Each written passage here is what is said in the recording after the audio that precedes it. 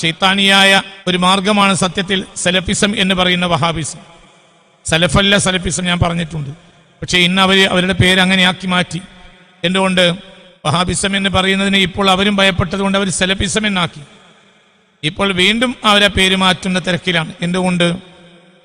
Salafism എന്നത് വലിയ ഒരു തിന്മയാണെന്ന് ലോകം ഇന്ന് തിരിച്ചറിഞ്ഞു. അപ്പോൾ വീണ്ടും ഇനി ആ പേര് അടുത്ത താമസം വിന അവർ മാറ്റിയേക്കും എന്നാണ് മനസ്സിലാവുന്നത്. ഏതായാലും സലഫിസം എന്ന ഈ വഹാബിസം ഒരു പൈശാചികതയാണ്. അതിന്റെ പിതാവ് പിശാചാണ്. അതിന്റെ ഡയറക്ടർ എന്ന് പറഞ്ഞാൽ അത് ദജ്ജാലാണ്, ലഅനത്തുല്ലാഹി അലൈഹി. മുസ്ലിം സമുദായത്തിൽ ദജ്ജാലിനെ ചുമന്നുകൊണ്ട് നടക്കുന്നത് വഹാബികളായിരിക്കും. മുസ്ലിം സമുദായത്തിൽ ഇമാം മഹ്ദിയെ എതിർക്കുന്നതും വഹാബികൾ എന്ന ഈ സലഫികളായിരിക്കും. ഇതൊക്കെ ഞാൻ പലതവണ പറഞ്ഞു കഴിഞ്ഞ ഒരു യാഥാർത്ഥ്യമാണ്. ഇൻഷാ അല്ലാഹ് പിന്നീടും ബോധ്യപ്പെടും നിങ്ങൾക്ക് ഇൻഷാ അല്ലാഹ്. അതുകൊണ്ട് എന്താണ് ഖിലാഫത്ത് തകരാൻ വേണ്ടി എന്താണ് അവർ ചെയ്തത് എന്നതിനെ ഞാൻ ചുരുക്കിയൊന്ന് നിങ്ങളുടെ മുന്നിൽ അവതരിപ്പിക്കുകയാണ്. മഹാനായ ഖലീഫ അബ്ദുൽ ഹമീദ് രണ്ടാമൻ പഴയകാല പ്രതാപത്തിലേക്ക് ഖിലാഫത്തിനെ തിരിച്ചു കൊണ്ടുവരാനുള്ള ഏറ്റവും വലിയ ശ്രമമാണ് നടത്തിക്കൊണ്ടിരുന്നത്. ഖിലാഫത്ത് തിരിച്ചു വരികയാണ്. തിരിച്ചു വരിക എന്നല്ല, ഖിലാഫത്ത് തിരിച്ചു വരിക എന്നല്ല, ആ കാലഘട്ടം അവരുടെ സംവിധാനങ്ങൾ രീതികളെല്ലാം പഴയകാല സുലൈമാനുൽ ഖാനൂനിയുടെ കാലത്തേക്ക് തിരിച്ചു വരാനുള്ള വല്ലാത്തൊരു തയ്യാറെടുപ്പിലായിരുന്നു. അല്ലെങ്കിൽ അങ്ങനെയായിരുന്നു. ഏഷ്യയിലെ ഏകദേശ ഭാഗങ്ങളെല്ലാം, യൂറോപ്പിന്റെ വലിയൊരു ഭാഗവും ആഫ്രിക്കയുടെ വലിയ ഭാഗവും അബ്ദുൽ ഹമീദ് രണ്ടാമന്റെ കീഴിൽ തന്നെയായിരുന്നു. എന്തൊക്കെ കളി കളിച്ചിട്ടും യൂറോപ്പിന് ഒന്നും ചെയ്യാൻ അദ്ദേഹത്തിന് മേൽ കഴിഞ്ഞില്ല. അദ്ദേഹം വലിയ ജനക്ഷേമ തൽപരനായിരുന്നു. തന്റെ പ്രജകൾ ഉറങ്ങുന്ന സമയത്തും അദ്ദേഹം ഉറങ്ങാറുണ്ടായിരുന്നില്ല. അത് ബലഗനി മിനസ് സിഖാത്തി അന്നഹു കാന ലാ യനാമു ബില്ലൈൽ ഇല്ലാ ഖലീലൻ വഹുവ ജാലിസ് വലാ യൽതജു ബഅദ ലഹ്വത്തിൻ നഹാർ എന്നൊക്കെ ഈ കഴിഞ്ഞ ദിവസങ്ങളിൽ ഞാൻ നിങ്ങളെ കേൾപ്പിച്ചിട്ടുണ്ട്. രാത്രി അദ്ദേഹം ഉറങ്ങാറുണ്ടായിരുന്നില്ല. തഹജ്ജുദ് നിസ്കരിക്കാൻ വേണ്ടി മാത്രം കസേരയിൽ ഒരൽപ്പം ചാരി ഇങ്ങനെ ഇരുന്നുറങ്ങും. പിന്നെ അദ്ദേഹം അല്പം കിടക്കുക ളുഹാ നിസ്കാരത്തിന് ശേഷമാണ്. ഇതൊക്കെയാണ് അദ്ദേഹത്തിന്റെ രീതി. അദ്ദേഹം വളരെ സത്യസന്ധനും വളരെ സ്വാലിഹും വളരെ മുത്തഖിയുമായ ഭരണാധികാരിയായിരുന്നു. അതേ സമയത്ത് കൊട്ടാരത്തിന് പുറത്ത് വലിയ വലിയ പൈശാചിക ശക്തികൾ അദ്ദേഹത്തിനെതിരെ വലിയ പടപ്പുറപ്പാട് നടത്തിക്കൊണ്ടേയിരുന്നു. അതിന് പ്രധാനപ്പെട്ട കാരണം യൂറോപ്പ് തന്നെയാണ്. കാരണം 20-ാം നൂറ്റാണ്ടിലേക്ക് പ്രവേശിച്ചു. 1897 സയണിസം ഉണ്ടായി. 1901 സയണിസം പലവട്ടം എന്ന് പറഞ്ഞിട്ടും അദ്ദേഹം ഒരിക്കലും ഫലസ്തീൻ അവർക്ക് കൊടുത്തില്ല. 20-ാം നൂറ്റാണ്ടിലും ഒരു യുദ്ധത്തിലൂടെ അവരെ തകർക്കാൻ കഴിയില്ല. 20-ാം നൂറ്റാണ്ടിലും ഈ ഉസ്മാനിയ ശക്തി ലോകത്ത് നിലനിന്നാൽ സയണിസം ഉദ്ദേശിക്കുന്നതും യൂറോപ്പ് ഉദ്ദേശിക്കുന്നതുമായ ഒരു കാര്യവും ഭൂമിയിൽ നടപ്പിലാകില്ല എന്ന് അവർക്ക് വളരെ വ്യക്തമായി ബോധ്യമായി. അപ്പോൾ അവർ എന്ത് ചെയ്തു? പുറത്തുനിന്ന് ഒരിക്കലും ഈ ശക്തിയെ തകർക്കാൻ കഴിയില്ല എന്നവർക്ക് ബോധ്യപ്പെട്ടു. അപ്പോൾ മുസ്ലിം സമുദായത്തിന്റെ അകത്ത് നിന്ന് അവർ 2 വിഭാഗം ആളുകളെ വാടകയ്ക്കെടുത്തു. ഒരു വിഭാഗം അതാതുർക്കിന്റെ നേതൃത്വത്തിലുള്ള യുവ തുർക്കികൾ, ഒരു വിഭാഗമാകട്ടെ അബ്ദുൽ അസീസിന്റെ നേതൃത്വത്തിലുള്ള വഹാബികൾ. അറബ് ലോകത്ത് നിന്ന് അബ്ദുൽ അസീസിന്റെ ആളുകളും മാസിഡോണിയയിൽ നിന്ന് യുവ തുർക്കികളും ഒരേ സമയം അദ്ദേഹത്തിന്റെ ഖിലാഫത്തിന്റെ പ്രശ്നങ്ങൾ, പ്രതിസന്ധികൾ ഉണ്ടാക്കിക്കൊണ്ടേയിരുന്നു. അവര് ഖിലാഫത്തിന് വിരുദ്ധമായ ഒരു ജനകീയ മുന്നേറ്റം ഉണ്ടാക്കാൻ വേണ്ടി പരമാവധി ജനങ്ങളെ സംഘടിപ്പിച്ചുകൊണ്ടേയിരുന്നു. ഈ 2 വിഭാഗം. ഈ 2 വിഭാഗം എന്ന് പറഞ്ഞാൽ ബ്രിട്ടന്റെ സൃഷ്ടിയാണ്. ബ്രിട്ടനാണ് ഇവർക്കെല്ലാം കൊടുത്തത്. എല്ലാം എന്ന് പറഞ്ഞാൽ എന്തൊക്കെ നിങ്ങൾക്ക് പിന്നെ ബോധ്യപ്പെടും. 2 ശക്തികളാണ്, 2 വിഭാഗങ്ങളാണ് ഉള്ളിൽ നിന്ന് ആക്രമിച്ചത്, ഉള്ളിൽ നിന്ന് പെരുമ്പറ കൊട്ടിയത്. ഒരു വിഭാഗം മുസ്തഫ അതാതുർക്ക് എന്ന തമ്മാടിയുടെ കീഴിലുള്ള യുവ തുർക്കികൾ, ഒരു വിഭാഗമാകട്ടെ അബ്ദുൽ അസീസ് എന്ന തമ്മാടിയുടെ കീഴിലുള്ള വഹാബികൾ. ഈ 2 വിഭാഗവും അവർ ഫാസിക്കുകളാണ്. ഒരു ഖിലാഫത്തിനെതിരെ പ്രവർത്തിച്ച ആളുകൾ ഖവാരിജാണ്. അത് ഇസ്ലാമിന്റെ നിയമമാണ്. ഇവർ ഖവാരിജാണ്. 20-ാം നൂറ്റാണ്ടിലെ ഖവാരിജിന്റെ നേതാവാണ് വഹാബികളുടെ നേതാവും കുലത്തമ്മാടിയുമായ അബ്ദുൽ അസീസ് ആൽ സഊദ്. ഇവരെല്ലാം കാട്ടിക്കുട്ടിയ തോന്നിയാസം മുസ്ലിം സമുദായത്തിന് സഹിക്കാൻ പറ്റുന്നതിനേക്കാളും വലിയതാണ്. അവര് 2 ഭാഗത്തു നിന്നും ഖിലാഫത്തിന്റെ ഉള്ളിൽ നിന്നുകൊണ്ട് ബ്രിട്ടനും യൂറോപ്പും കൊടുത്ത പണം കൈപ്പറ്റി ഉള്ളിൽ നിന്ന് 2 കാര്യം ചെയ്തുകൊണ്ടേയിരുന്നു. എങ്ങനെയൊക്കെ കുഴപ്പമുണ്ടാക്കും. അതേ സമയത്ത് സാധാരണ ജനങ്ങൾ, യുവാക്കൾ പണം കൊടുത്തു. ഞാൻ നേരത്തെ പറഞ്ഞല്ലോ 150 മില്യൺ ബ്രിട്ടീഷ് പൗണ്ടാണ് വാഗ്ദത്തം ചെയ്തത്. 150 മില്യൺ ബ്രിട്ടീഷ് ഗോൾഡ് പൗണ്ട് എന്തിന്? ഫലസ്തീൻ കൊടുക്കാം. ആ പണമൊക്കെ അവരുടെ കയ്യിലുണ്ടല്ലോ. ഈ പണം അങ്ങോട്ട് ചെലവാക്കി 2 വിഭാഗം ആളുകൾ ഈ പണം കൈപ്പറ്റി. ഒന്ന് വഹാബികൾ, ഒന്ന് യുവതുർക്കികൾ. ഭൗതിക വിദ്യാസമ്പന്നരായ അനവധി യുവാക്കളെ ഇതിൽ ആകൃഷ്ടരാക്കി. പണം അങ്ങോട്ട് ഒഴുകി. പണമൊഴുകിയാൽ പണത്തിന്റെ മേലെ പരിന്ത് പറക്കില്ലല്ലോ. അതേ സമയത്ത് ആത്മാർത്ഥതയുള്ള ധാരാളം സുന്നി പ്രവർത്തകന്മാരും പ്രബോധകന്മാരും പണ്ഡിതന്മാരും ഖിലാഫത്തിന്റെ മുന്നിൽ പണം കൈപ്പറ്റാതെ പാറ പോലെ ഉറച്ചു നിന്നു. അവരെ ഒന്നൊന്നായി ഇവർ കൊലപ്പെടുത്തിക്കൊണ്ടേയിരുന്നു. ആത്മീയ വിരുദ്ധരായ, ഭീകരരായ, അസാസിനേഷൻസായ തമ്മാടികളായ വഹാബികൾ ഒരു ഭാഗത്ത്, മോഡേൺ യുവതുർക്കികൾ എന്ന ക്രൂരന്മാർ ഒരു ഭാഗത്ത്. എല്ലാവരും അധികാരമോഹികളാണ് ഇവർ രണ്ടു കൂട്ടരും. ഇല്ലാത്ത നുണകളെല്ലാം പടച്ചുവിട്ടു. ഞാൻ പിന്നീട് പറയാം. അധികാരമോഹികളെ, വഹാബികളെ താല്പര്യം എന്താ? അധികാരമോഹം. അധികാരമില്ലെങ്കിൽ വഹാബിയത്ത് നിലനിൽക്കൂല. ഒരിക്കലും നിലനിൽക്കൂല. യാതൊരു കാരണവശാലും നിലനിൽക്കൂല. രാഷ്ട്രീയത്തിന്റെ സൗകര്യമില്ലെങ്കിലോ ഒരു അടിയന് മുന്നോട്ട് പോകാൻ കഴിയില്ല. അപ്പോൾ അധികാരമോഹികൾ, അധികാരം അവർക്ക് ആവശ്യമായിരുന്നു. അതിനുവേണ്ടി മുസ്ലിം ഖിലാഫത്തിന്റെ നെഞ്ചിലേക്ക് വഹാബികളും മോഡേണിസ്റ്റുകളും കടാര കുത്തിയിറക്കി അതിനെ തകർത്തു. വഹാബികൾ ആരാണെന്ന് നിങ്ങൾക്കറിയാം. യുവതുർക്കികൾ എന്നാൽ യൂറോപ്യൻ വിദ്യാഭ്യാസം നേടിയ ഒരു സംഘമാണ്. ഒരു നിലക്ക് ഉസ്മാനികൾ തന്നെയാണ് ഇവരെ യൂറോപ്യൻ വിദ്യാഭ്യാസം പഠിപ്പിച്ചത്. അബ്ദുൽ ഹമീദ് രണ്ടാമൻ ഒരിക്കൽ പള്ളിയിലേക്ക് വരുമ്പോൾ അദ്ദേഹത്തിന്റെ വഴിയിൽ സമരം ചെയ്യുക യുവതുർക്കികൾ. അപ്പൊ അദ്ദേഹം നേരിട്ട് അവരോട് ചോദിച്ചു, നിങ്ങൾ എന്താ പറയുന്നത്? യൂറോപ്യൻ സംസ്കാരം, യൂറോപ്പ് ഒന്നുകൂടി അഡ്വാൻസ്ഡ് ആണ്. അതുകൊണ്ട് യൂറോപ്യൻ സംസ്കാരം നമ്മുടെ രാജ്യം ആ സംസ്കാരത്തിലേക്ക് മാറണം. യൂറോപ്യൻ മോഡൽ ഒരു ഭരണഘടന നമുക്കുണ്ടാകണം. ഇതൊക്കെയാണ് ഞങ്ങളുടെ ആവശ്യം. അപ്പോൾ ചോദിച്ചു, നിങ്ങൾ യൂറോപ്യൻ ഭാഷയും വിദ്യാഭ്യാസവും പഠിച്ചതെവിടുന്ന? അതെവിടുന്ന? അത് ഇസ്താൻബുളിൽ നിന്ന്. ആ വിദ്യാഭ്യാസത്തിന് വേണ്ടിയുള്ള സൗകര്യങ്ങളും യൂണിവേഴ്സിറ്റികളും നിങ്ങൾക്കാരാ ഉണ്ടാക്കിയിട്ടുണ്ട്? നിങ്ങൾ തന്നെ. ഇനി നിങ്ങൾക്ക് യൂറോപ്പാണ് ഏറ്റവും കരണീയം എങ്കിൽ യൂറോപ്പിലേക്ക് യാത്ര ചെയ്യാമല്ലോ. അതിന് സൗകര്യങ്ങളിലെ ഉണ്ട്, ട്രെയിനിലെ ഉണ്ട്. നിങ്ങൾക്ക് ഇത് മതിയാവില്ല. ഇവിടെ മുഹമ്മദ് മുസ്തഫ സല്ലല്ലാഹു അലൈഹി വസല്ലമയുടെ ദീനിനാണ് പ്രാധാന്യം. യൂറോപ്പിലേക്ക് പോകണം, പോയിക്കോളൂ. തീവണ്ടി ഉണ്ടല്ലോ. ആരാ തീവണ്ടി? നിങ്ങൾ തന്നെ. ജർമ്മനിയിലേക്ക് പോയിക്കോളൂ, ഫ്രാൻസിലേക്ക് പോയിക്കോളൂ. എല്ലാ സൗകര്യപ്പെടുത്തുന്നുണ്ടാക്കി തന്നിട്ടുണ്ടല്ലോ. അതേ സമയത്ത് യൂറോപ്യൻ മോഡൽ പറിച്ചു നടലായിരുന്നു അവരുടെ എല്ലാവരുടെയും താല്പര്യം. യൂറോപ്പിലെ രീതിയിലേക്ക് ഇസ്ലാമിക ഖിലാഫത്തിനെ മാറ്റുക. അതിനൊരിക്കലും അബ്ദുൽ ഹമീദ് രണ്ടാമൻ സമ്മതിച്ചില്ല. ഇന്നിപ്പോ നമ്മൾ സാഹിത്യകാരന്മാരും പ്രഭാഷകരൊക്കെ പറയുന്നുണ്ടല്ലോ, യൂറോപ്യൻ മോഡല് നമ്മൾ ഒഴിവാക്കണം. ഈ മോഡൽ ഇവിടെ ഉണ്ടാക്കിയതാരാ? യൂറോപ്യൻ മോഡൽ ഇവിടെ ഉണ്ടാക്കിയ 2 കൂട്ടരാ. ഒന്ന് യുവതുർക്കികളും, ഒന്ന് വഹാബികളും.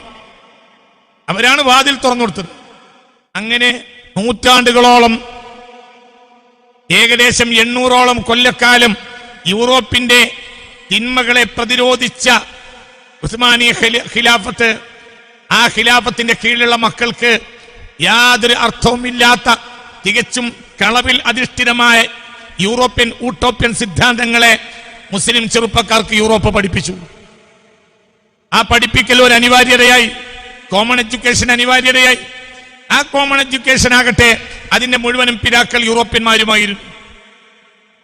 അങ്ങനെ 800 കൊല്ലം നമ്മുടെ അതിർത്തിയിൽ പ്രവേശിക്കാൻ കഴിയാത്ത യൂറോപ്യന്മാർക്ക് നമ്മുടെ ചെറുപ്പക്കാരുടെ വിദ്യാഭ്യാസവും മനസ്സും വഴി മുസ്ലിം ഉമ്മത്തിനെ തകർക്കാൻ ഉള്ളിൽ പ്രവേശിക്കാൻ കഴിഞ്ഞു. അതാണ് സത്യത്തിൽ ഉണ്ടായത്. അവരാണ് അതിന്റെ പിന്നിൽ നേതൃത്വം നൽകിയവരാണ് യുവതുർക്കികൾ. അബ്ദുൽ മജീദ് റഹ്മത്തുള്ളാഹി അലൈഹി അവരുടെ കാലത്ത് യൂറോപ്യൻ മോഡൽ നമുക്കൊരു ഭരണഘടന ഉണ്ടാകണം എന്ന് പറഞ്ഞ് അവർ സമരം ചെയ്തിരുന്നു. അതിന് ആ ആവശ്യത്തെ അബ്ദുൽ മജീദ് രണ്ടാമൻ അംഗീകരിച്ചിരുന്നു. എന്തുകൊണ്ട്? നിർവാഹമില്ല. അബ്ദുൽ ഹമീദ് രണ്ടാമൻ അധികാരത്തിൽ കയറിയ ഉടനെ ആ ഭരണഘടനാ സമിതിയെ പിരിച്ചുവിട്ടു. 1876 അദ്ദേഹം ചെയ്തത് ഭരണഘടനാ സമിതി അവിടെ പിരിച്ചുവിട്ടു. എന്തുകൊണ്ടാണ് ഭരണഘടനാ സമിതി പിരിച്ചുവിട്ടത്? ഭരണഘടനാ സമിതി പിരിച്ചുവിട്ടതിന് പിന്നിൽ 2 കാരണങ്ങളാണ്. ഒന്ന്, അത് യൂറോപ്യൻ നയങ്ങളും രീതികളുമാണ്. അതൊരിക്കലും നമുക്ക് നേട്ടമല്ല, തകർച്ചയും പരാജയം ഉണ്ടാക്കുന്നതാണ്. അതാണ് ഒരു കാരണം. രണ്ടാമത്തെ കാരണം, ഒരു ഭരണഘടനാ സമിതി ഉണ്ടാക്കിയിട്ട് ഖലീഫയുടെ മേൽ ഒരു കല്ല് വെക്കാനാണ് അവർ ഉദ്ദേശിച്ചത്. ഖലീഫയുടെ മേൽ കല്ല് വെക്കാൻ പാടില്ല. ഖലീഫക്ക് വേണമെങ്കിൽ ഖലീഫയോട് കാര്യങ്ങൾ പറഞ്ഞു കൊടുക്കാം, ഖലീഫയെ നല്ല വാക്കുകൊണ്ട് ഉപദേശിക്കാം, ഇതൊക്കെ പറ്റും. ഖലീഫയുടെ മേലൊരു കൈവെക്കാൻ അധികാരം ഉണ്ടാവില്ല. ഖലീഫയുടെ മേൽ കൈവെക്കുക എന്നാണ്, ഇതായിരുന്നു ഈ ഭരണഘടനാ സമിതിയുടെ ലക്ഷ്യം. ഇത് ഇസ്ലാമിന്റെ രീതി അങ്ങനെയാണ്. ഖലീഫയുടെ മേൽ ഒരാൾക്ക് മുഷാവറ ഉപദേശിക്കാം, കൈവെക്കാൻ അധികാരമില്ല. തീരുമാനം ഖലീഫയുടേതായിരിക്കും. അങ്ങനെയാണ് സയ്യിദുനാ സിദ്ദീഖ്, അങ്ങനെയാണ് സയ്യിദുനാ ഫാറൂഖ് മുതൽ എല്ലാ കാലഘട്ടത്തിലും വന്ന രീതി അങ്ങനെ. ഖലീഫയുടെ മേൽ ഒരാൾക്ക് അധികാരമില്ല. ഏറ്റവും വലിയ അധികാരം ഖലീഫക്കാണ്. അതുകൊണ്ട് ഭരണഘടനാ സമിതിയെ 1876 അബ്ദുൽ ഹമീദ് രണ്ടാമൻ പിരിച്ചുവിട്ടു. മഹാന്മാരായ അഹ്ലുസുന്നയുടെ ഉലമാക്കൾ അതിന് ഫത്വ നൽകി. എന്തുകൊണ്ട്? അത് ഇസ്ലാമിന്റെ രീതിക്കെതിരാണ്. അതാണ് കാരണം. ഖലീഫയുടെ മേലെ ഒരാൾ കൈവെക്കാൻ അധികാരമില്ല. അതേ സമയത്ത് ഭരണഘടനാ സമിതി പിരിച്ചുവിട്ടപ്പോൾ അവർക്ക് എങ്ങനെയാണെങ്കിലും യൂറോപ്പിന്റെ നയങ്ങളെയും രീതികളെയും തിരിച്ചു കൊണ്ടുവരണം. ഒരു നിലക്ക് മുസ്ലിം നാമധാരിയാണെങ്കിലും സിയോണിസ്റ്റ് എന്ന് പറയാവുന്ന ആളാണ് സാക്ഷാൽ ആര്? ഈ മുസ്തഫ അത്താതുർക്ക്. നിങ്ങൾ അതിന്റെ അത്ഭുതം നിങ്ങൾ ആലോചിക്കുക. അദ്ദേഹത്തിന്റെ പ്രതിമയുണ്ട് സിയോണിൽ, ഇസ്രായേലിൽ ഇന്ന്. ഖലീഫയെ പിരിച്ചുവിട്ടപ്പോൾ ആദ്യത്തെ ഭരണാധികാരി മുസ്തഫ അത്താതുർക്കാണ്.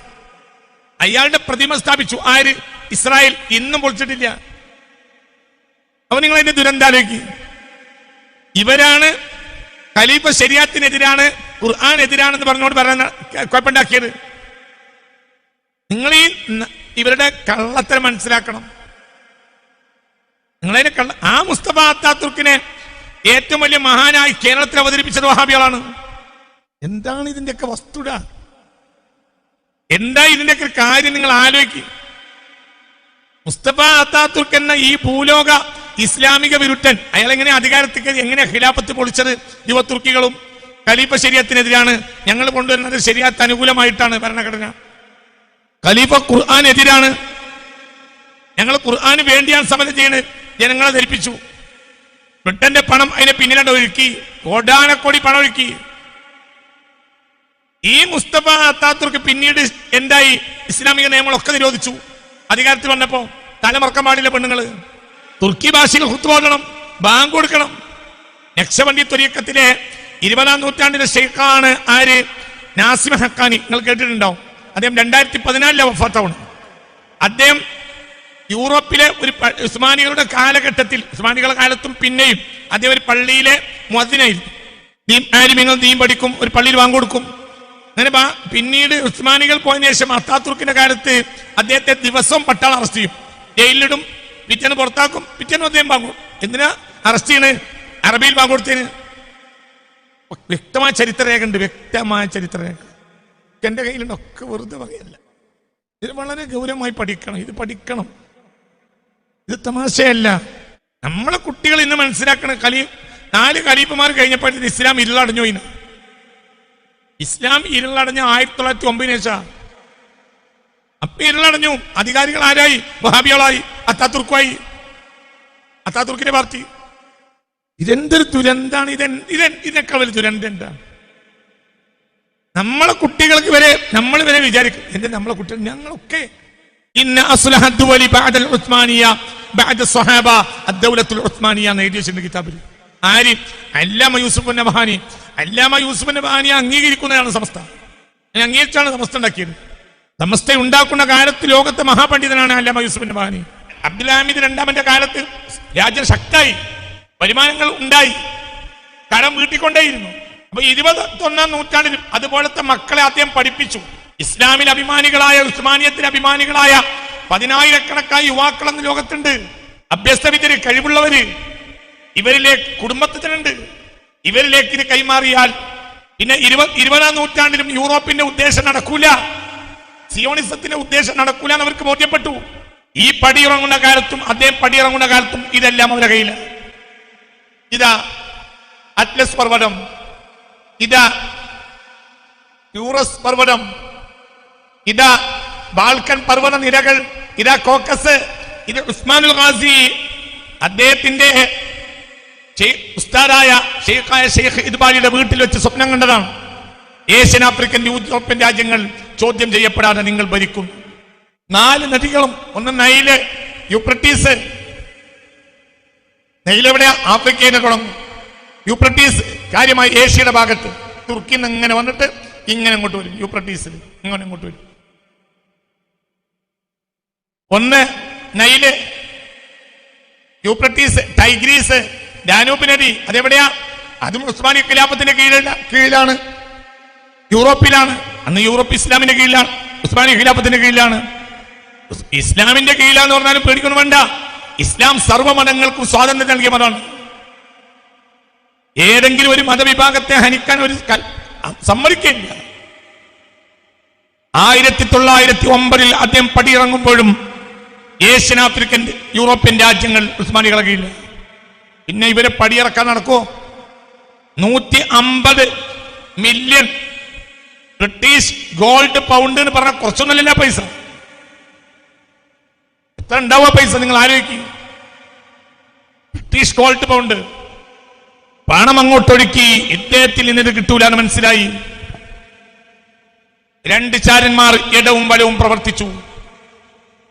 ഒരു ഭാഗത്ത് അബ്ദുൽ അസീസ്, പെരുങ്കള്ളനാണ് അയാള്, പെരുങ്കള്ളൻ.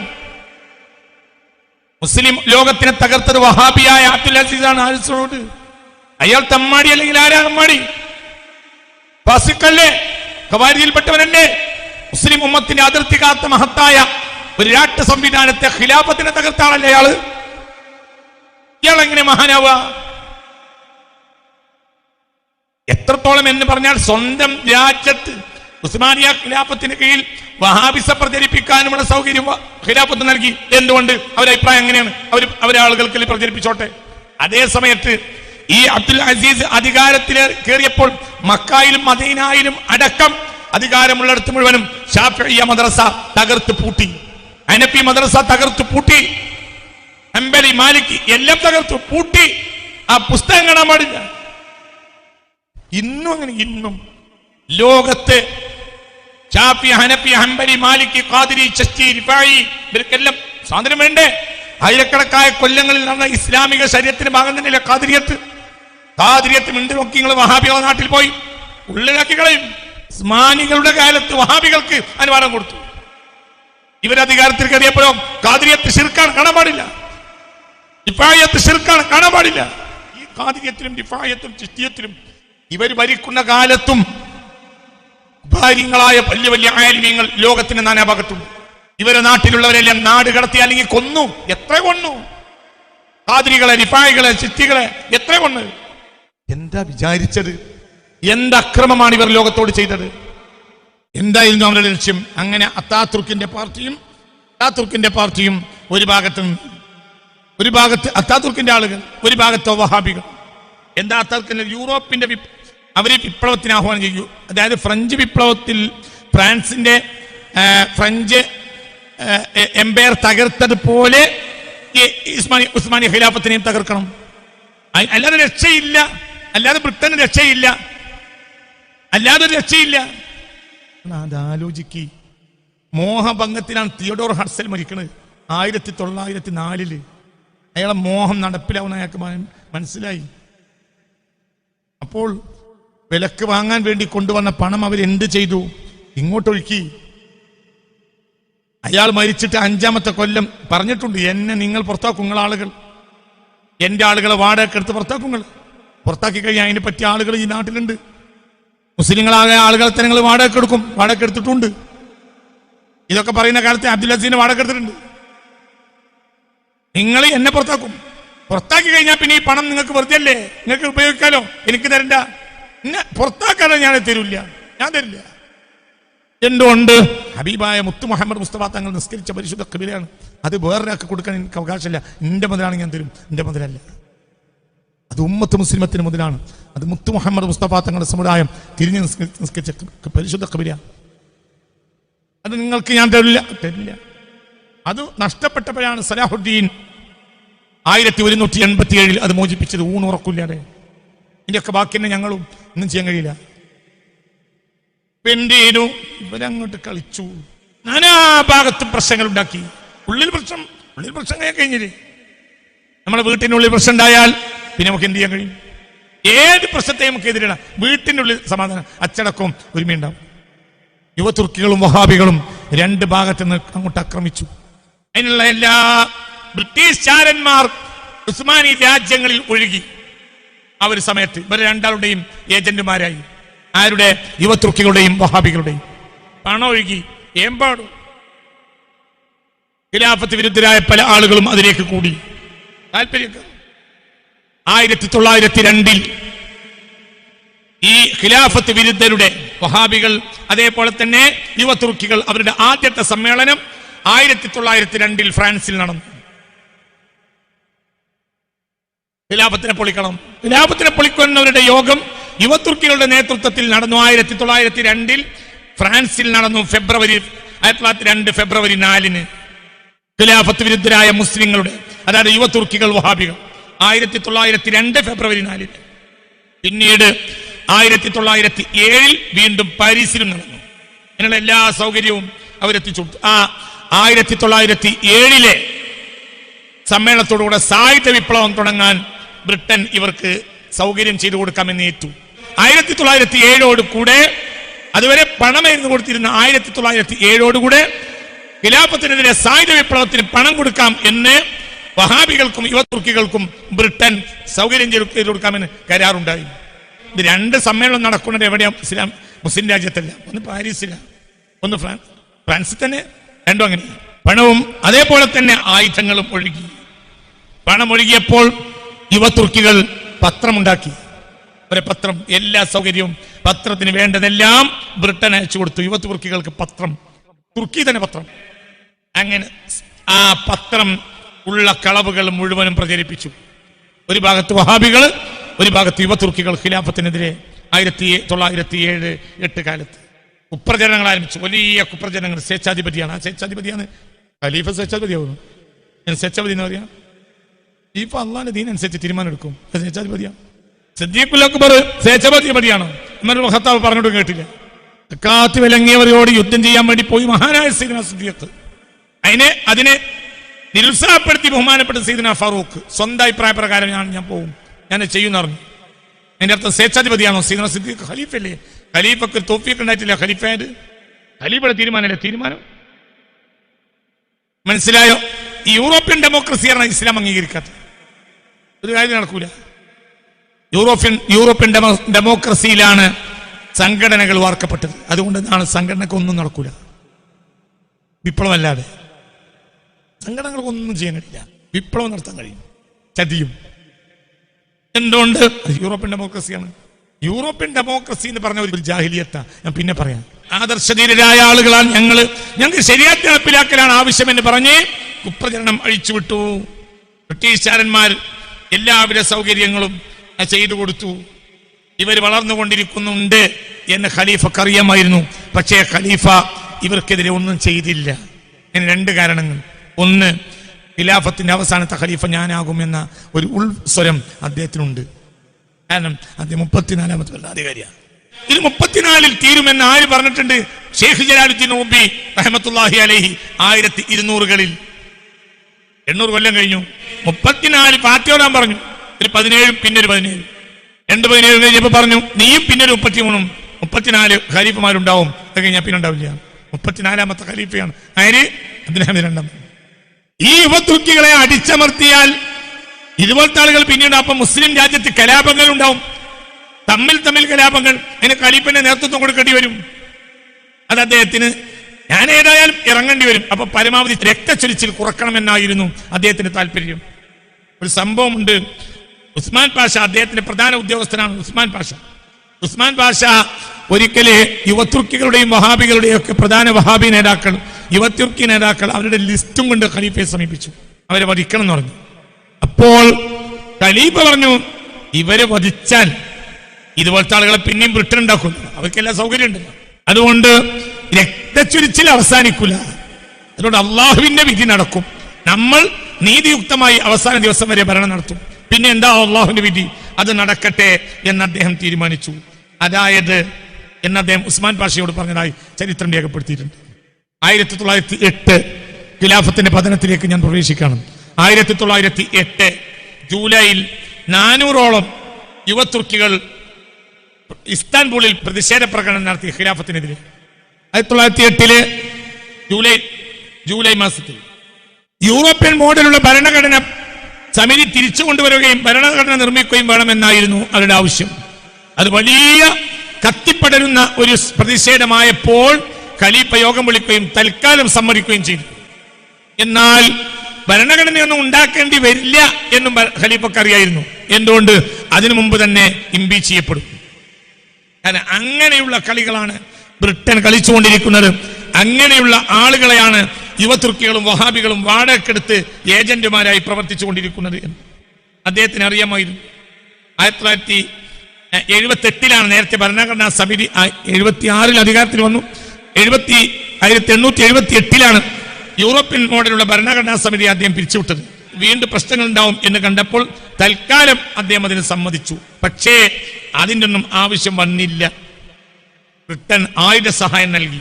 അത് പ്രധാനമായി ആയുധം ബ്രിട്ടൻ കൈമാറിയത് ബ്രിട്ടന്റെ അംബാസഡറായ ജെറാൾഡ് ഫിറ്റ്സ് മൗറിസ് വഴിയാണ്. ഇയാൾക്ക് ഒരു ദിവസം തല്ല് കിട്ടിയിട്ടുണ്ട് അബ്ദുൽ ഹമീദ് രണ്ടാമൻ കയ്യിൽ നിന്ന്. കണ്ണൻ ആട്ടിക്ക് കൊടുത്തു. ഈ ജാതി ചാരപ്രവർത്തനം ചെയ്യുകയാണ്. ഒരിക്കൽ അയാളൊരു എന്താ പറയാ ഒരു മാപ്പും കൊണ്ട് വന്നു കൊട്ടാരത്തിലേക്ക്. മാപ്പ് എടുത്ത് പരിശോധിച്ച് നോക്കുമ്പോൾ ബഹുമാനപ്പെട്ട ഉസ്മാനി ഖിലാഫത്തിന്റെ കീഴിലുള്ള പല നാടുകളും നേരെ ബ്രിട്ടന്റെ ബ്രിട്ടനിലേക്ക് ആക്കിയിട്ടാണ് പുതിയ മാപ്പ് ഉണ്ടാക്കിയിട്ടുള്ളത്. അപ്പോൾ ഇത് ഉസ്മാനി ഖിലാഫത്തിന്റെ കീഴിലാണല്ലോ എന്ന് പറഞ്ഞു. ഞങ്ങളതാണല്ലോ എന്ന് പറഞ്ഞു ഈ അംബാസഡറോട്. ബ്രിട്ടന്റെ അംബാസഡറാണ്. അയാളുടെ പേര് ജെറാൾഡ് ഫിറ്റ്സ് മൗറിസ് എന്നാണ്. അയാളുടെ 1939 അയാൾ മരിക്കുന്നത്. അപ്പോൾ അയാൾ പറഞ്ഞു അതൊക്കെ ബ്രിട്ടന്റെ കൈവശമാണ്, അത് ഇന്നലെ ആളെ ബ്രിട്ടൻ അവകാശപ്പെട്ടതാണ് ബോധ്യപ്പെടുന്നത്. അപ്പൊ കൊടുത്ത് കണ്ണിന് നാടാക്കിയിട്ട് ഭാവിയിൽ ദേഷ്യം കൂടി അയാൾക്ക് സ്വാഭാവികമായി ഉണ്ടാവും. അങ്ങനെ എന്റെ ഒരു ബ്രിട്ടൻ എല്ലാവിധ ആയുധവും പണവും അങ്ങോട്ട് ഒഴുക്കി. 1909 ഫെബ്രുവരിയിൽ മാസിഡോണിയയിൽ ഒരു കൂട്ടം യുവതുർക്കികൾ സുൽത്താനെതിരെ വിപ്ലവം. മാസിഡോണിയ യൂറോപ്പാ. അന്നും മാസിഡോണിയ 1909 യൂറോപ്പിലെ മാസിഡോണിയ ഭരിക്കുന്നത് ആരാ? മുസ്ലിങ്ങൾ. അതാണ് നമ്മൾ പഠിക്കേണ്ടത്. ഈ താരീഖ് ഉമ്മത്തിനെ പഠിപ്പിക്കേണ്ട ബാധ്യത ഉണ്ടോ? സമസ്തക്കുണ്ടോ അല്ലേ? ആലോചിക്കും. ഇതൊരു ബാധ്യതയല്ലേ? നമ്മൾ മനസ്സിലാക്കേണ്ടതല്ലേ? ബഹുമാനപ്പെട്ട സമസ്തകൽമത്തുലമ ഇത് കുട്ടികൾക്ക് ഹബീബ റസൂലുള്ള മുതൽ ഇന്ന് വരെയുള്ള ഖിലാഫത്ത് എങ്ങനെ? ഇതല്ല ഇതെന്താ? ഇത് ജമാഅത്തെ ഇസ്ലാമി എഴുതിയ താരീഖാണ്. ഈ താരീഖ് പൂർണ്ണമായും ദീനവിരുദ്ധ. അതിൽ ഉസ്മാൻ ബിൻ അഫ്ഫാൻ റളിയല്ലാഹു അൻഹു മോശമാക്കിയിരുന്നു. ഉസ്മാൻ ബിൻ അഫ്ഫാൻ റളിയല്ലാഹു അൻഹുവിന്റെ ഭരണം മോശമായിരുന്നു എന്ന് ഈ ഗ്രന്ഥത്തിൽ രേഖപ്പെടുത്തിയിട്ടുണ്ട്. അതാണ് സുന്നി സ്ഥാപനങ്ങളിൽ കുട്ടികൾക്ക് റെഫറൻസ് ആയി പഠിപ്പിക്കുന്നത്. മഹാനായ ഉസ്മാൻ ബിൻ അഫ്ഫാൻ റളിയല്ലാഹു അൻഹുവിന്റെ ഭരണം മോശമായിരുന്നു എന്ന് ഈ പുസ്തകത്തിലുണ്ട്. അത് എന്തുകൊണ്ട് ഇയാൾ ജമാഅത്തെ ഇസ്ലാമിയാണ്? ജമാഅത്തെ ഇസ്ലാമിയെ സംബന്ധിച്ചിടത്തോളം സിദ്ദീഖ് റളിയല്ലാഹു അൻഹുവിനെയും ഫാറൂഖ് റളിയല്ലാഹു അൻഹുവിനെയും ഉസ്മാനി അലി റളിയല്ലാഹു അൻഹുവിനെ മോശമാക്കി അവർക്ക് പേടിയില്ല. അവർ ഖവാരിജിന്റെ വാക്കിയാണ്. അലി റളിയല്ലാഹു അൻഹുവിനെ മോശമാക്കിയിട്ടില്ല ഖവാരിജ് തുടങ്ങിയ അവർക്ക് എന്ത് പ്രശ്നമുള്ളത്? എന്തൊരു ദുരന്താണ്. അങ്ങനെ 1909 ഫെബ്രുവരിയിൽ നിന്ന് വിപ്ലവം തുടങ്ങി. മാസിഡോണിയിൽ നിന്ന് വിപ്ലവം തുടങ്ങുന്നത്. ആ വിപ്ലവം ഇങ്ങനെ വന്നു. പ്രതിഷേധ പ്രകടനങ്ങൾ, വിപ്ലവങ്ങൾ അവരോട് വന്നു. അതിനൊരു കാരണം കൂടിയുണ്ട്. എന്തൊക്കെയാണെങ്കിലും തുർക്കിയിൽ നിന്നൊരു വിപ്ലവം അന്നും നടക്കൂല. അതുകൊണ്ടാണ് യൂറോപ്പ് തുടങ്ങിയത്. ജനങ്ങളെ കൂട്ടുപിടിച്ച് ആ വിപ്ലവം കൊണ്ട് അന്നും മാസിഡോണിയ എന്ന് പറഞ്ഞാൽ എവിടെയാ? കിഴക്കൻ യൂറോപ്പ്. ഭരിക്കണത് ആരാ? അബ്ദുൽ ഹമീദ് രണ്ടാമൻ. അൾജീരിയ, ലിബിയ ആരെ ഭരിക്കണത്? അബ്ദുൽ ഹമീദ് രണ്ടാമൻ. ഏഷ്യൻ രാജ്യങ്ങളിൽ വലിയൊരു ഭാഗം ആരെ ഭരിക്കും? ഹിജാസ്, മക്ക, മദീന ആരെ ഭരിക്കണം? അബ്ദുൽ ഹമീദ് രണ്ടാമൻ. 1909 യൂറോപ്പ്, ഏഷ്യ, ആഫ്രിക്ക. അന്ന് ബ്രിട്ടന്റെ കീഴിൽ ഇത്ര പോകുന്ന ഒരു ഭൂമി, പിന്നെ കുറച്ച് കട്ടുകൊണ്ടുപോകാനുള്ള കോളനിയും. വേറെ എന്താ? ഉസ്മാനി ഖിലാഫത്ത് തകർന്നിട്ട് 1-ാം ലോക മഹായുദ്ധം നടത്തി. എന്തിന്? ആ 1-ാം ലോക മഹായുദ്ധത്തോടു കൂടെ തകർന്ന തുർക്കി സാമ്രാജ്യത്തിന്റെ ഭാഗങ്ങൾ മുഴുവനും കഷ്ണം വെട്ടി അവരെ കൊണ്ടുപോയി. അവരാളുകളെ കുടിയിരുത്തി. കുറച്ച് വഹാബികൾക്കും കൊടുത്തു. ഞാൻ ആ ഭാഗത്തേക്ക് വരാം. ഇസ്താൻബുളിലേക്ക് സിയോണിസ്റ്റ് ചാരന്മാർ ഒഴുകി. ബ്രിട്ടന്റെ ചാരന്മാരും. 1909 മുഹമ്മദൻ യൂണിയൻ പാർട്ടി എന്ന പേരിൽ ഒരു സംഘടന ഇവർ രൂപീകരിച്ചു. അതാണ് അത്താതുർക്കിന്റെ പാർട്ടി. ശരിയാത്ത് കൊണ്ടുവരണമെന്ന ഇവർ പ്രഖ്യാപിച്ചു. അത് അങ്ങനെയല്ലേ ചെയ്യുള്ളൂ. പൂർണ്ണ ശരിയാത്തിനെതിരാണ് ആര്? അത്താതുർക്ക്. എന്നിട്ട് അയാൾ ഉണ്ടാക്കിയ പാർട്ടിയുടെ പേര് മുഹമ്മദൻ യൂണിയൻ പാർട്ടി. ഖലീഫ ശരിയാത്തിനെതിരാണ്, അതുകൊണ്ട് ഞങ്ങൾ ശരിയത്ത് നടപ്പിലാക്കുന്നു. ഇയാൾ അധികാരത്തിൽ കയറിയപ്പോഴോ ആദ്യ ശരിയത്ത് ഒഴിവാക്കണം. കുത്തുബ മാതൃഭാഷ, ബാങ്ക് മാതൃഭാഷ, പെണ്ണ് തലയിൽ തട്ടണം പാടില്ല. അങ്ങനത്തെ നിയമങ്ങൾ മൊത്തം വെള്ളിയാഴ്ച മിമ്പറിൽ നിന്ന് പള്ളിന്റെ കുത്തുബ മാതൃഭാഷയല്ല, മാതൃഭാഷയിൽ മഹത്വപ്പെടുത്തി പറയണം. ആരെ? അതാതുർക്കിനെ, അയാളെ പാർട്ടിയെയും. നിരീശ്വരവാദികള്, സിയോണിസ്റ്റുകള്, വഹാബികള്, ഇവരെല്ലാം യുവതുർക്കികൾ, ഇവരെല്ലാം വഹാബികളടക്കം ഇവരെല്ലാം ഇസ്താംബൂൾ കേന്ദ്രീകരിച്ചു. ആയിരക്കണക്കായ മോഡേണിസ്റ്റുകള്, സിയോണിസ്റ്റുകള്, വഹാബികള് ഇതെല്ലാം ഖിലാഫത്തിന് കീഴിലുള്ള മർമ്മപ്പെട്ട സ്ഥാനങ്ങളിൽ കുഴപ്പങ്ങൾ ഉണ്ടാക്കി. ഖിലാഫത്തിന്റെ കൂടെയുള്ള നീതിമാന്മാരായ ഖിലാഫത്തിനെ സ്നേഹിച്ച 100 കണക്കിന് ഉദ്യോഗസ്ഥന്മാരെ കൊലപ്പെടുത്തി. ഖിലാഫത്തിനെതിരെ വഹാബികളും യുവതുർക്കികളും ബ്രിട്ടന്റെ പണം കൊണ്ടും ആയുധം ഉപയോഗിച്ചും ചെയ്തുകൊണ്ടിരിക്കുന്ന ദ്രോഹങ്ങളെ കൃത്യമായി ജനങ്ങളിൽ എത്തിക്കുന്ന ഒരു പത്രം ഉണ്ടായിരുന്നു. ആ പത്രത്തിന് പേര് സർബസ്തി. ഒരു ദിവസം കാണുന്നത് ഇസ്താംബുൾ നഗരത്തിൽ ഈ മനുഷ്യൻ കൊല ചെയ്യപ്പെട്ട് കിടക്കുന്നതാണ്. ആര്? ഈ പത്രത്തിന്റെ ചീഫ് എഡിറ്റർ. അതായത് ഖിലാഫത്തിന്റെ നന്മയെ പുറത്തെത്തിക്കാൻ സമ്മതിച്ചില്ല. അതായത് അതിന് പുറമെ ഇവരുടെ പത്രങ്ങൾ ബ്രിട്ടൻ സഹായത്തോടെ നാടാകെ ഒഴുകി. ആ എഡിറ്ററുടെ പേര് ഹസൻ ഫഹ്മി എന്നാണ്. ആ എഡിറ്ററുടെ പേര്. ഒരു ദിവസം രാവിലെ കാണുന്നത് അദ്ദേഹം യുവതുർക്കികളാലും അവരെ പോലത്തവരാലും പുത്തൻവാദികളാലും ബ്രിട്ടന്റെ ചാരന്മാരാലും കൊല ചെയ്യപ്പെട്ട് കിടക്കാണ് ഈ മനുഷ്യൻ. എവിടെ? ഇസ്താംബൂളിൽ. 1909 ഫെബ്രുവരി 13 10,000 യുവതുർക്കികളും ചാരന്മാരും ഇസ്താംബൂൾ നഗരം ഉപരോധിച്ചു. ഏതായി നഗരം?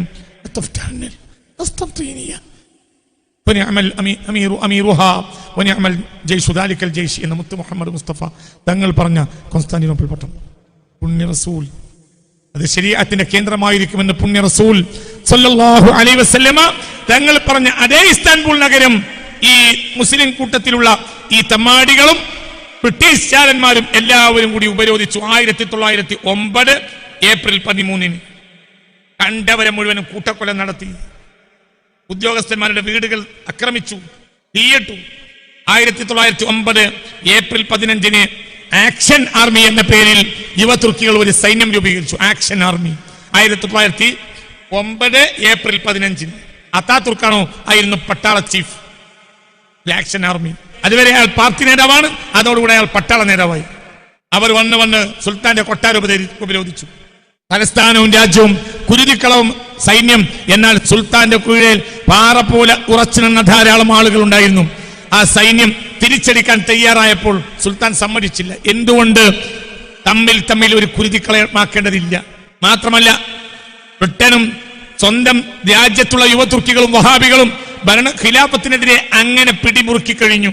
ഇനി എന്താണെങ്കിലും ഓരോ പ്രദേശങ്ങളിലും രക്തച്ചൊരിച്ചിലുണ്ടാവുക. അപ്പോൾ എന്തെങ്കിലും ഒന്നിരിക്കൽ പലസ്തീൻ ഞങ്ങൾക്ക് തരണം, സിയോണിസത്തിന് കൊടുക്കണം, അല്ലെങ്കിലോ നിങ്ങൾ സ്വയം ഒഴിവാകണം എന്ന് പറഞ്ഞു. അവസാനം സ്വയം ഒഴിവാകാൻ ഖലീഫ തയ്യാറായി. തലസ്ഥാനവും രാജ്യവും കുരുതിക്കളമാകുമെന്ന് ഖലീഫ ഉറപ്പിച്ചു. അതോടുകൂടെ വേറൊരു കാര്യം ഉണ്ടായി. അക്കാലത്തെ പ്രധാനപ്പെട്ട ഷെയ്ഖായിരുന്നു. ഖിലാഫത്തിന് എപ്പോഴും ഒരു ഷെയ്ഖ് ഉണ്ടാവും. ഷെയ്ഖുൽ ഇസ്ലാം എന്നാണ് പറയാ. അക്കാലത്തെ ഷെയ്ഖാണ് ഷെയ്ഖ് നൂരി അഫൻഡി. ഈ നൂരി അഫൻഡിയെ യുവതുർക്കികൾ വീട്ടു തടങ്കിലാക്കുകയും പുറത്താക്കുകയും ചെയ്തു. എന്നിട്ട് ഒരു പാവയായ മൗലാനക്ക് ഷെയ്ഖുൽ ഇസ്ലാമിന്റെ സ്ഥാനം കൊടുത്തു. ഇതൊക്കെയാണ് ഇന്നും ചെയ്യുക. ഇതെന്നും ചെയ്യുക. ഏത് തിന്മ നടക്കുകയാണെങ്കിലും ഒരു മൗലാനയെ കൂട്ടുപിടിക്കും. അതിന് മൗലാനമാർ വാടക കിട്ടും. അന്നും വാടക കിട്ടും, ഇന്നും വാടക കിട്ടും. ഇന്നുണ്ട് തലയെ കിട്ടിയ മൗലാനമാർ. ഏത് വഹാബിക്കും വാടകക്ക് നിന്നു കൊടുക്കാവുന്ന മൗലാനമാർ ഈ കോഴിക്കോട് മലപ്പുറം ജില്ലകളിലുണ്ട്. പുറത്തൊന്നും പറയണ്ട, ഇവിടെ ഉണ്ട്. മലബാറിന്റെ ഹൃദയത്തിലുണ്ട് തലയെ കിട്ടിയ മൗലാമാർ. നൂരി അഫൻഡി എന്നൊരു വലിയൊരു ഷേഖായിരുന്നു. അദ്ദേഹം വലിയ പാറ പോലെ ഖിലാഫത്തിന്റെ കീഴിൽ ഉറച്ചുന്ന മഹാനാണ് ഈ നൂരി അഫൻഡി. അദ്ദേഹത്തെ അവർ തടങ്കിലാക്കി, അദ്ദേഹത്തെ പുറത്താക്കി. എന്നിട്ട് ദിയാവുദ്ദീൻ എന്ന പേരിലുള്ള ഒരു കള്ളൻ. ഏത് ദിയാവുദ്ദീനാണ്? പേരിനൊക്കെ അല്ല ചുരുക്കാണ്, പക്ഷെ പേരിന്റെ ഒരു കാര്യമില്ല. മൗലാനയാണ്, അക്കാലത്തൊരു മൗലാനയാണ് ദിയാവുദ്ദീൻ മൗലാന. ഈ കള്ളനായ ഈ മൗലാനയെ യുവതുർക്കികൾ വാടകെടുത്തിട്ട് അയാളെ എന്ത് ചെയ്തു? അക്കാലത്ത് ഷെയ്ഖുൽ ഇസ്ലാം ആക്കി അവരോധിച്ചു. എന്നിട്ട് എന്ത് ചെയ്തു? അവരെന്നെ ഷെയ്ഖുൽ ഇസ്ലാമിനോട് ഫത്വ ചോദിച്ചു, ഇയാളെ പുറത്താക്കിക്കൂടെ. ഈ ഷെയ്ഖുൽ ഇസ്ലാമിന്റെ മുന്നിൽ അവർ ചോദിച്ചു, ഇതാ ശരീഅത്തിന് വിരുദ്ധമായിട്ടാണ് ഖലീഫ നീങ്ങുന്നതെങ്കിൽ, അയാൾ കാരണമായി അയാളുടെ കൽപ്പന പ്രകാരം അനവധി രാജ്യത്തെ ആളുകൾ ജയിലിൽ കിടക്കുന്നുണ്ടെങ്കിൽ, അയാൾ കാരണമായി നാട്ടിൽ പ്രക്ഷോഭങ്ങളും കുഴപ്പങ്ങളും ഉണ്ടാവുന്നുണ്ടെങ്കിൽ, ആരാ പ്രക്ഷോഭം ഉണ്ടാക്കണത്? ഇവരെന്നെ. അങ്ങനെ പ്രക്ഷോഭങ്ങൾ ഉണ്ടാകുന്നുണ്ടെങ്കിൽ, ഖലീഫ കാരണമായി രക്തച്ചൊരിച്ചിൽ ഉണ്ടാകുന്നുണ്ടെങ്കിൽ, മാത്രമല്ല അയാളെ പുറത്താക്കിയാൽ നാട്ടിൽ സലാമത്തുണ്ടാകുമെന്നുണ്ടെങ്കിൽ, ഇന്നത്തെ കൈകാര്യക്കാർക്ക് അൽ ഇമാം യജ്ബ യത്നഹ ഔ യുഅ്സൽ, ഒന്നിരിക്കൽ അയാൾ ഒഴിവാവുകയോ അല്ലെങ്കിൽ അയാൾ ഒഴിവാക്കപ്പെടുകയോ ചെയ്തുകൂടെ എന്ന് അന്നത്തെ ശൈഖുൽ ഇസ്ലാമായ ളിയാഉദ്ദീൻ എന്ന കള്ളം മൗലാന, ആ ളിയാഉദ്ദീൻ എന്ന കള്ളം മൗലാനയോട് ഇവർ ഫത്വ ചോദിച്ചു. അപ്പോൾ അയാൾ ജവാബ് എഴുതി യജൂസൂൻ. ആ ഫത്വ ചോദിച്ചതിന്റെ കടലാസിന്റെ താഴെ അയാൾ എഴുതി കൊടുത്തു യജൂസു. ഇയാളുടെ ആദ്യത്തെ ഫത്വ ഇതാ യജൂസ്, എന്ത് പുറത്താക്കാം. അപ്പൊ ശൈഖുൽ ഇസ്ലാമിന്റെ ഫത്വയായി. അപ്പോൾ ഇനി അങ്ങനെ ഒരു ഫത്വ വന്നു എന്ന് സങ്കല്പിക്കുക. അപ്പോൾ ജനങ്ങൾ എന്ത് സമാധാനിക്കാം? ശൈഖുൽ ഇസ്ലാം വരെ ഫത്വ കൊടുത്തിട്ടുണ്ട്, അങ്ങനെ പുറത്താക്കിയിരുന്നു. അപ്പൊ പുറത്താക്കിയൊക്കെ ന്യായം ഉണ്ടാവും. എന്തിനും ന്യായം ഉണ്ടാവും. അതാണ് ഇബ്ലീസിന്റെ ന്യായം.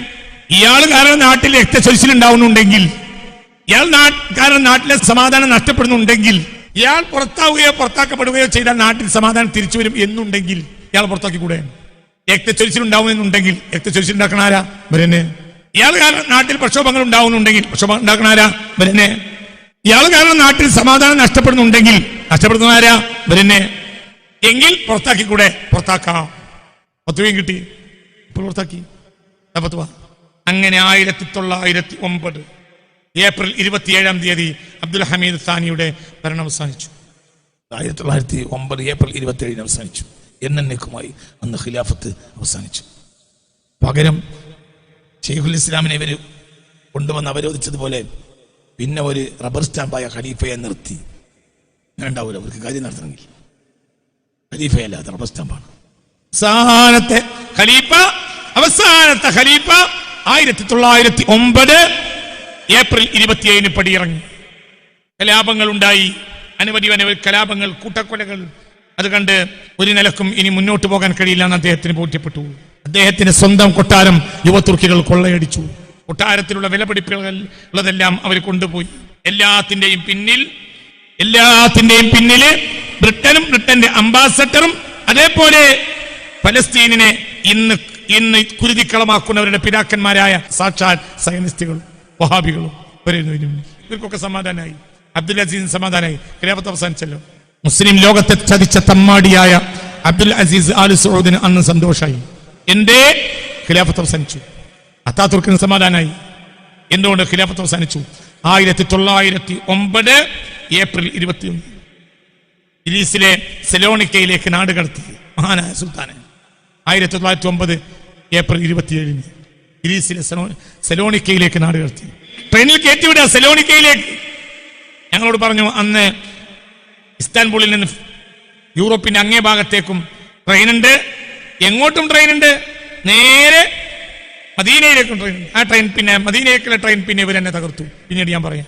നേരെ സെലോണിക്കയിലേക്ക് നാട് കടത്തി 1909 ഏപ്രിൽ 27 നാട് കടത്തിയപ്പോൾ അദ്ദേഹത്തെ യുവതുർക്കികൾ പ്ലാറ്റ്ഫോമിൽ നിന്ന് യുവതുർക്കികൾ മുദ്രാവാക്യം വിളിച്ചു. ശിപ്പായി ശിപ്പായി എന്ന് മുദ്രാവാക്യം വിളിച്ചപ്പോൾ ഇന്നലെ ഞാൻ പറഞ്ഞു തന്റെ കയ്യിലുള്ള തൂവാല അദ്ദേഹം രണ്ടാക്കി മുറിച്ചിട്ട് ട്രെയിനിന്റെ രണ്ട് ഭാഗത്തേക്ക് ഇട്ടു. എനിക്ക് ശേഷം നിങ്ങൾ മുസ്ലിം ലോകം ഇങ്ങനെയാവുമെന്ന് പറഞ്ഞു. അങ്ങനെയായി. അങ്ങനെ തന്നെയാണ്. ഛിന്ന ഭിന്നമായി മുസ്ലിം രാജ്യങ്ങൾ, ഛിന്ന ഭിന്നമായി. സയ്യിദ്നാ സിദ്ദീഖ് റളിയല്ലാഹു അൻഹു കാലത്ത് തുടങ്ങിയ ഖിലാഫത്താണ് 1909 അവസാനിപ്പിച്ച്. അതിനല്ലേ ഖലീഫ ഇല്ലാത്ത കാലല്ല. എന്നും ഖലീഫ എന്ന് പറഞ്ഞാൽ ഖലീഫയുടെ ജനങ്ങളുടെ മേലുള്ള അവകാശത്തെക്കാൾ കൂടുതൽ ജനങ്ങൾക്ക് ഖലീഫയുടെ മേലുള്ള അവകാശം. അതാണ്. ഇന്നങ്ങനെയല്ല. ഇന്നും രാജാക്കന്മാർക്ക് ജനങ്ങളുടെ മേലെ അവകാശമുണ്ട്. ജനങ്ങൾ അടിച്ചേൽപ്പിക്കപ്പെടുന്നവരാണ്. രാജാക്കന്മാർ ജനങ്ങൾക്ക് ഒരു അവകാശമില്ല. കാരണം അവർ പിടിച്ചെടുത്ത ഒരാൾ. 1932 സൗദി അറേബ്യ ഉണ്ടാക്കിയത്. അത് നാട്ടുകാർ കൊടുത്തതല്ല. അന്നത്തെ 99% പേർക്കെതിരാണ്. പിന്നെ എൻ്റെ ബ്രിട്ടൻ്റെ ആയുധബലം കൊണ്ട് പിടിച്ചടക്കിയതാണ്. അപ്പൊ ഇന്നത്തെ ജനങ്ങൾക്ക് അവരോട് ഒരു കാര്യം അപേക്ഷിക്കാൻ കഴിയില്ല. ഞങ്ങളല്ലേ നിങ്ങളെ ഭരണാധികാരിയാക്കി എന്ന് പറയാൻ പറ്റില്ല. എന്തുകൊണ്ട്? ഇന്നത്തെ ജനങ്ങൾ ഭരണാധികാരിയാക്കിയല്ല, ആയുധം കൊണ്ട് പിടിച്ചെടുത്താണ്. ഖലീഫ അങ്ങനെയല്ല. ഖലീഫ കൃത്യമായും എന്ത് ചെയ്യാണ്? ഖിലാഫത്ത് കൊടുക്കണം. ഒരാൾക്ക് ഇങ്ങനെ കൈമാറ്റം ചെയ്യപ്പെടും. അതാത് കാലഘട്ടത്തിലെ ഉലമാക്കൾ കൂടിയിരുന്ന് ഖലീഫയായി ബൈഅത്ത് ചെയ്യണം. ഖലീഫ ആലിമീങ്ങൾ പ്രതിനിധികളാണ് ആർക്കുള്ള? സാധാരണക്കാർക്കുള്ള. അപ്പൊ ഏതൊരു സാധാരണക്കാരും അവകാശം ഉണ്ടാവും ഖലീഫയുടെ മേൽ. അന്ന് മുതൽ മരണം വരെ അദ്ദേഹം വീട്ടു തടങ്കിലാണ്. 1918 മരിക്കണ്. 9 കൊല്ലം. അതിനിടയിൽ 1-ാം ലോക മഹായുദ്ധം ഉണ്ടാകുന്നതും മുസ്ലിം ലോകം ഛിന്ന ഭിന്നമാകുന്നതും സിയോണിസ്റ്റുകൾ ഫലസ്തീൻ എടുക്കുന്നതും മുസ്ലിങ്ങൾ കൈമലർത്തി പൊട്ടിക്കരയുന്നൊക്കെ നേരിട്ട് കാണാനുള്ള അവസരം അള്ളാഹു ഈ ഭൂമി നാം മനുഷ്യന് കൊടുത്തു. അദ്ദേഹം പറഞ്ഞതെന്നെ നടന്നു. അദ്ദേഹം നേരത്തെ പറഞ്ഞതാ, ഞാൻ പോയാൽ എനിക്ക് ശേഷം നിങ്ങൾ ചിന്ന ഭിന്നമാവും, നിങ്ങളെ രക്ഷിക്കാൻ ഒരാളുണ്ടാവില്ല. തന്റെ ശേഖായിരുന്ന മുഹമ്മദുൽ മദനി ഷാദുലി അവർ 1903 വഫാത്തായി. അതിനുശേഷം ഷാദുലി തരീഖത്തിന്റെ ശേഖാണ് ആര്? ഷമ്മാസ് മഹ്മൂദ് ബിൻ മുഹീദ്ദീൻ അബൂ ഷമ്മാസ് മുസ്തഫ. അദ്ദേഹമായിരുന്നു അക്കാലത്തെ ഷാദുലി തരീഖത്തിന്റെ ശേഖ്. തന്റെ ശേഖ്, ആ ശേഖിന് അദ്ദേഹം കത്തെഴുതി 1910 സെപ്റ്റംബർ 22-ാം തീയതി. ആ കത്ത് ഞാൻ അല്പഭാഗം വായിച്ചു ഇന്നലെ. ഇന്ന് പ്രസംഗം കേൾക്കുന്നവർ കൂടി അല്പം ഞാൻ വായിച്ചത്. മനസ്സിലായില്ലേ? ഖലീഫയ്ക്ക് എല്ലാ ആചാരമര്യാദകൾക്കും ശേഷം ഇന്നനി ബിതൗഫീഖില്ലാഹി മുദാവിമുൻ അലാ ഖിറാഅത്തിൽ ഔറാദി ശാദുലിയ ലൈലൻ വനഹാറ. ശാദുലി തരീഖത്തിന്റെ ഔറാദുകൾ കൃത്യമായി ഞാൻ കൊണ്ടുപോകുന്നുണ്ട്. എനിക്ക് നിങ്ങളെ ദുആ വേണം. നിങ്ങളെല്ലാവരുടെയും ദുആയിൽ എന്റെയും ബഹുമാനപ്പെട്ട ശേഖിന്റെയും കൂടെയുള്ള ആളുകൾ. പിന്നെ ഇന്നനി ലം അതഖല്ല അനിൽ ഖിലാഫത്തിൽ ഇസ്ലാമിയ ബിസബബിമ്മാ, ഞാൻ എന്തെങ്കിലും ഒരു കാര്യത്തിന് വേണ്ടിയല്ല പുറത്താക്കപ്പെട്ടിട്ടുള്ളത്. ഇന്നനി ബിസബബിൽ മുലായഖത്തി മിൻ റുഅസായി, മുസ്ലിം ലോകത്തെ തമ്മാടിക്കൂട്ടങ്ങളായ ആളുകൾ എന്നെ 4 ഭാഗത്തുനിന്നും ആക്രമിച്ചു. എന്തിന്? അവർ ബ്രിട്ടന്റെ ചാരന്മാരായിരുന്നു. ബ്രിട്ടൻ എന്നെ നിർബന്ധിച്ചു.